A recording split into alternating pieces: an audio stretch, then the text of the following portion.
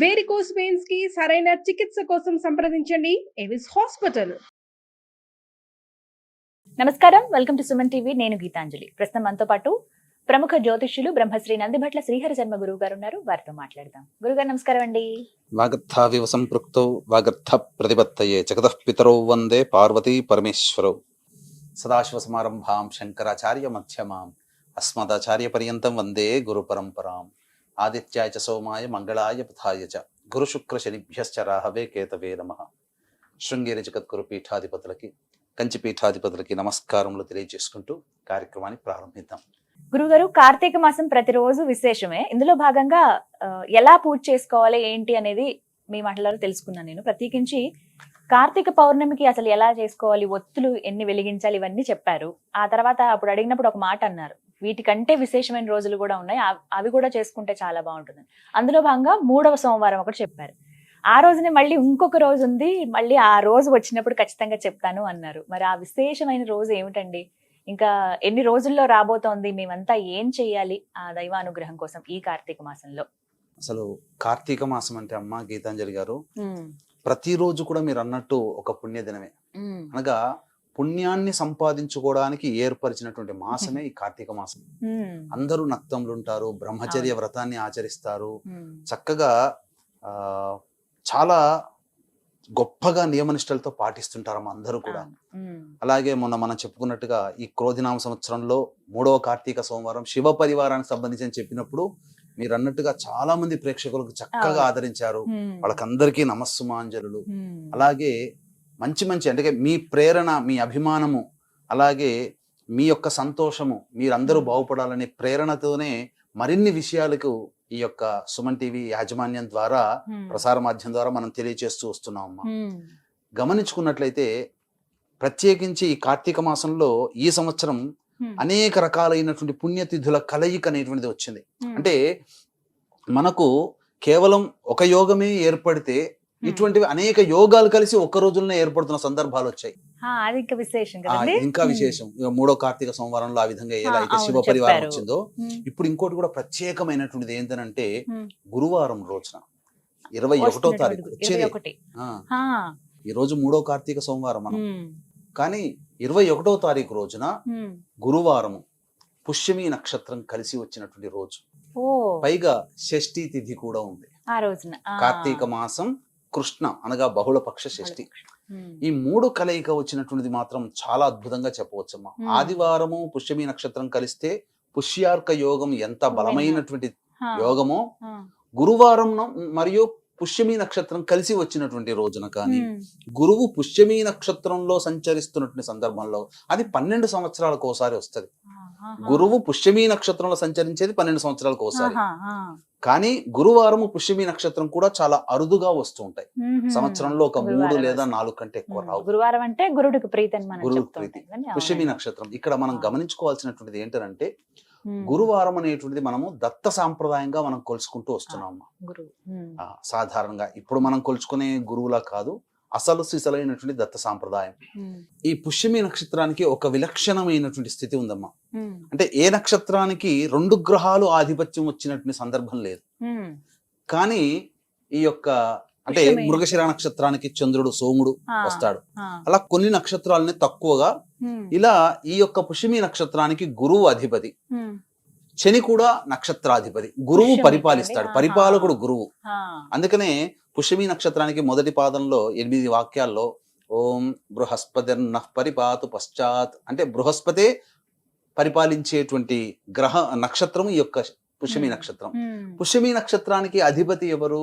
మళ్ళీ శని భగవానుడు. ఇది ఈ పుష్యమి నక్షత్రం అనేటువంటిది అనురాధ కానీ పుష్యమి కానీ ఇవన్నీ కూడా ఏంటంటే దేవగణానికి సంబంధించినటువంటి నక్షత్రాలు. అయితే ఇవి కలిసి ఉండేటువంటి రోజు రావడం గురు పుష్య యోగంగా చెప్పబడితే, షష్ఠి తిథి రోజున ఉండడం కూడా గొప్ప యోగం.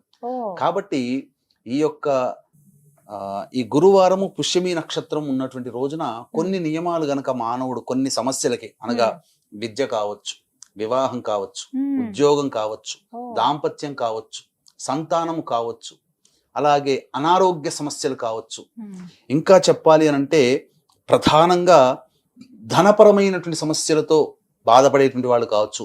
ఈ చెప్పబడినటువంటి సమయాల్లో ఒక్కొక్క సమస్యకి మనం చెప్పుకుందాం. ఒక్కొక్క తప్పకుండా. హోరోలో గనక ఉమ్. వీరు అభిషేకం గనక చేసుకుంటే ఆ గ్రహ ప్రభావం చేత వాళ్ళ సమస్యల నుంచి బయటపడడానికి ఒక మార్గం అనేటువంటిది కలుగుతుంది.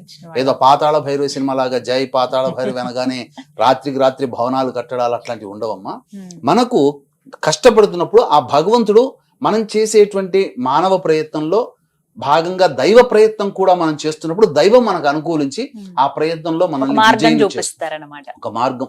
ఉమ్. కాబట్టి ముఖ్యంగా ఉమ్. చాలా మంది ఏంటంటే ఈ అక్షయ తృతీయ, ధనత్రయోదశి ఈ రోజున బంగారం ఆ. కొనుక్కుంటారంటారు. ఆ. కానీ అసలు కొనుక్కోవాల్సినటువంటి రోజు, బంగారం కొనవలసినటువంటి సమయం ఉమ్. ఈ గురుపుష్య యోగంలో ఉన్నప్పుడు బంగారం ఆ. కొనుక్కోవాలి. ఆహా. గురుపుష్య యోగం ఉండి ఉమ్. గురుహోరలో గనక బంగారం కొనుక్కున్నట్లయితే ఉమ్. అది చాలా విశేషం. టైం ఎప్పుడు టైం ఉందంటే ఎప్పుడు గురువారం అంటే అంటే? మనకు గురువారం పొద్దున 6:15 నుంచి 7:15 వరకు ఉంటుంది. ఉమ్. కానీ ఈ ఆ సమయానికి ఎవరు అసలు షాపులు షాపులు తీయరు తెరవరు. కదండి, కాబట్టి అవును. 1:15 నుంచి 2:15 వరకు మళ్ళీ ఆహా. గురుహోర ఉంటుంది. మళ్ళీ మధ్యాహ్నం ఉంది. మధ్యాహ్నం ఆ సమయంలో గనక బంగారం కొనుక్కుంటే ఉమ్. మళ్ళీ దానికి 10ంతల బంగారం కొనగలిగే శక్తి, ఇస్తారా? స్థాయి మనకు కలుగుతుంది. ఇది ఒక మాట అడుగుతాను. చెప్పండి అమ్మా. బంగారం అంటే వినడానికి బాగుంటుంది, కొనుక్కోవాలని కోరుకుంటుంది, కానీ కొనే స్థోమత లేని వాళ్ళు చాలా మంది ఉంటారు. చిన్నగా వాస్తవం. కాదండి, ఎంత రేటు తగ్గినా గానీ ఆ రేట్ ఏమి 10,000 20,000 అవ్వలేదు. అవును. జస్ట్ ఒక 4-5 వేలు చాలా. తగ్గింది, 70లోనే ఎందుకని- ఉంది.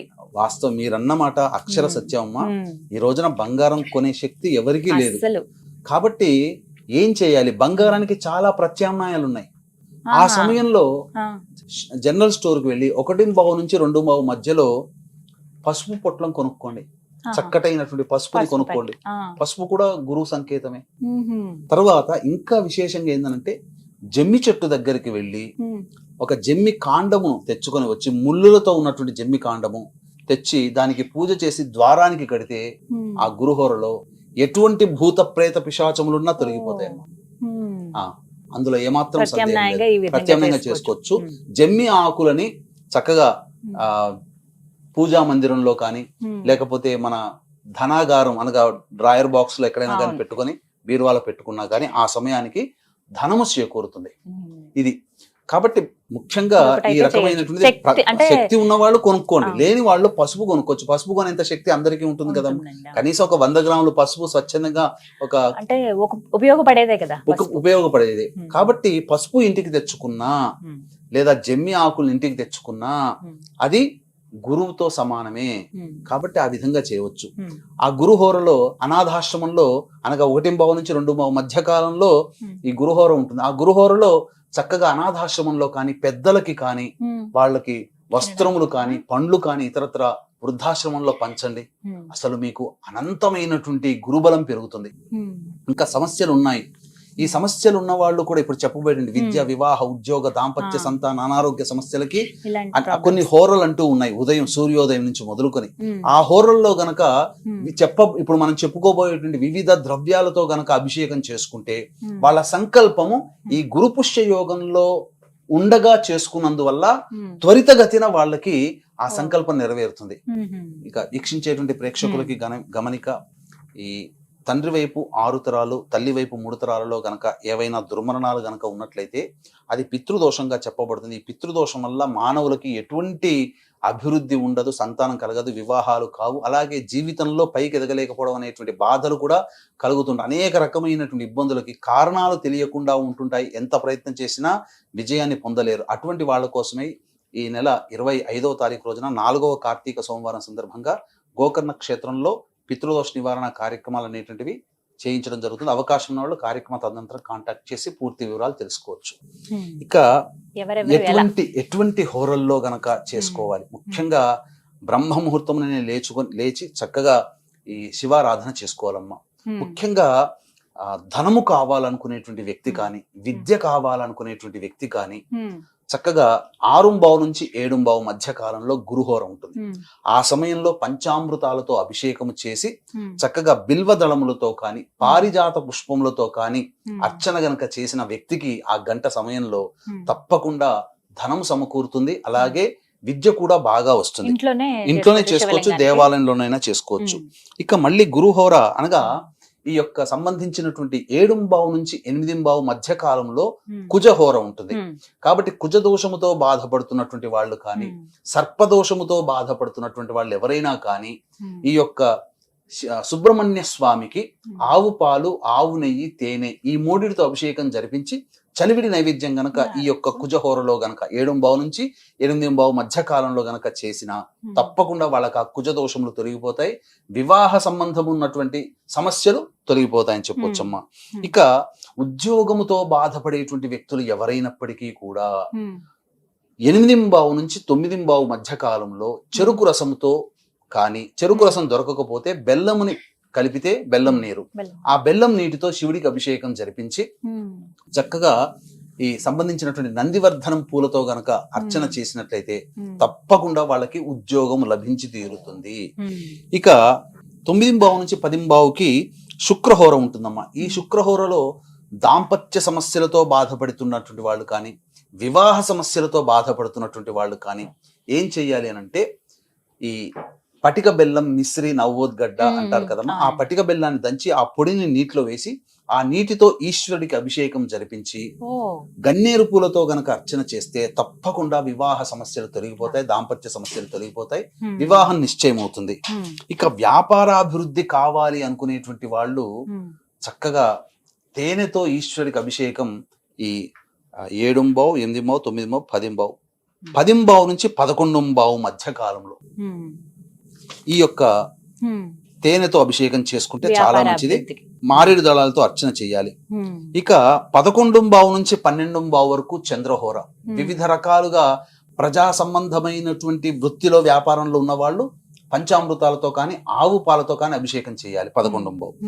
ఇక 12 నుంచి 1 మధ్య కాలంలో, అనగా 12-15 నుంచి 1-15 మధ్య కాలంలో నవగ్రహాల చుట్టూ శివాయ నమః అంటూ ప్రదక్షిణ చేసి శనీశ్వరుడికి కానీ, శివలింగానికి కానీ నల్ల నువ్వుల నూనెతో అభిషేకము జరిపించి అన్నము, నల్ల నువ్వులు కలిపిన ముద్ద నైవేద్యంగా పెడితే చాలా విశేషం. ఇక 1 నుంచి 2 మధ్య కాలంలో ఈ యొక్క గురుహోర ఉంటుంది.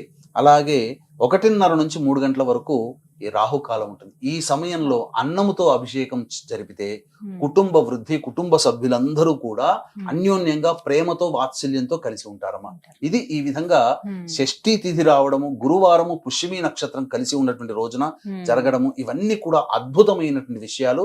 ఈ చెప్పినటువంటి విధంగా గనక పాటించిన వ్యక్తులకి గురు అనుగ్రహంతో పాటు ఈశ్వర అనుగ్రహం సంపూర్ణంగా కలుగుతుంది. ఇటువంటి అవకాశాన్ని వీక్షించేటువంటి ప్రేక్షకులు ఎవ్వరు కూడా మిస్ చేసుకోకండి. ఈ కార్తీక మాసంలో ఉన్నటువంటి అత్యద్భుతమైనటువంటి యోగాలలో ఇది కూడా ప్రథమ తాంబూలము చెంది ఉంటుందని చెప్పడంలో ఏమాత్రం సందేహం లేదు. చాలా చక్కగా వివరించారు గురువు గారు. ఇప్పుడు రాబోతున్న గురువారమే కాబట్టి ఎవరైతే చేసుకోలేకపోయామని బాధపడే వాళ్ళు ఒకవేళ మిస్ అయితే గనక ఆ రోజున చేసుకున్నా కూడా మంచిదే. అందరూ ఈ పాటికి పౌర్ణమి చక్కగా చేసుకుంటారు, 3వ సోమవారం చేసుకుని ఉంటారు. అలాగే దీంతో పాటుగా ఉపవాసం ఉన్నా కానీ మంచిది. అవునా? ఉపవాసం ఉండి సాయంత్రం నక్షత్ర దర్శనం చేసుకుంటే మంచిది. ఇంకా దత్త బంధువులు, గురు బంధువులు, గురు భక్తులు, దత్త భక్తులు ఎవరైనా ఉన్నట్లయితే అసలు ఈ గురు పుష్య యోగం ఉన్నటువంటి రోజున ఉదయం నుంచి మొదలుకొని 6 గంటల నుంచి మొదలుకొని సాయంత్రం అయ్యే లోపల ఎవరైతే ఒక దత్తాత్రేయ చరిత్ర, సద్గురు చరిత్ర, మళ్ళీ ఇంకా ఏ గురువులదో కాదు, కేవలం దత్తాత్రేయుని యొక్క చరిత్రని ఆ రోజు మొత్తంలో గనక పారాయణం చేసిన, ఒక సప్తాహం గాని పారాయణం చేసిన వాళ్ళకి 100 పారాయణాలు మామూలు రోజుల్లో చేస్తే ఎంత ఫలితమో ఆ గురు పుష్య యోగం రోజున ఒక్క రోజు ఒక్క పారాయణం చేసినటువంటి వాళ్ళకి అంతటి పుణ్య ఫలితం దక్కుతుందమ్మా. అందులో సందేహమే లేదు. చాలా విశేషమైన అందులో గురువారం రోజు రావడం చాలా విశేషం. చక్కగా వివరించారు గురువు గారు. ధన్యవాదాలండి. సర్వం శ్రీ ఉమామహేశ్వర పరబ్రహ్మార్పణమస్తు.